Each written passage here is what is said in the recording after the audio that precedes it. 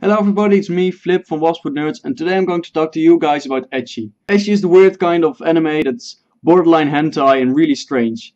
And it's not something you usually talk about, but today there will be no shame and only game. First topic is, how do you talk to other people about Ecchi? Because, as I just said, you'll look like a total stranger. Look at me. If it's your coworker or your friend, and he doesn't watch anime in general, you're probably better off talking about a good anime instead of an ecchi, because if you start introducing him to anime via ecchi, he's either totally into it or he's totally turned off from anime in general. So you don't want that to happen. What if it's a friend or a coworker that does watch anime? It's still very hard to tell them you should really watch this ecchi, because only if the ecchi has a good plot it's worth talking to other people about. Because if it's only fan service, they probably already stumbled upon ecchi at that moment. In that case, it's great to talk about ecchi to other people that also watch ecchi, because you have something in common. Why should you watch ecchi in the first place? So if you're not watching ecchi and you're just stumbling upon this vlog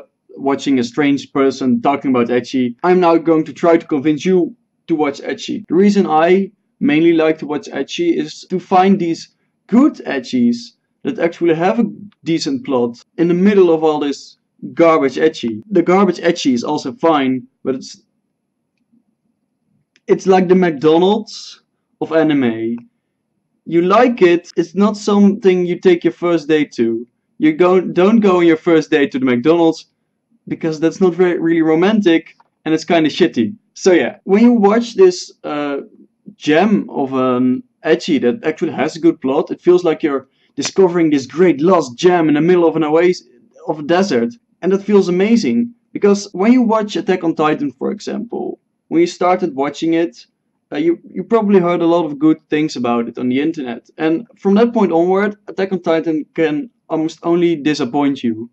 Well, with a good ecchi, it's the other way around. You have very low standards, so from that point onward, they can only go up. It's like the way I learn for school tests. I train, I learn enough to get at least a 6, and from that point onward, it's only going to be greater. The third point I want to get across is, how do you make a good ecchi? When is an ecchi good?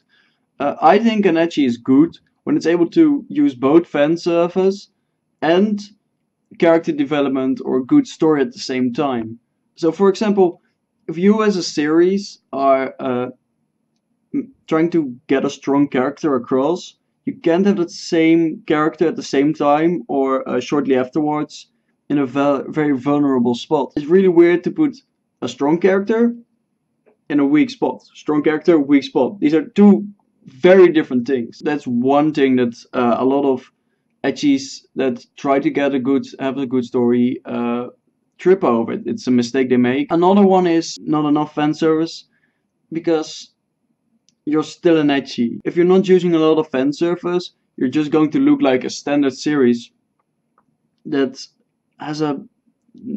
doesn't have a great plot. So at that moment you're competing with series like Attack on Titan. You're never going to win that. I hope you like this video. If you'd like to see more, you can click here to see another vlog, or click here to see a video about ecchi that might or might not have come out. So yeah, see ya!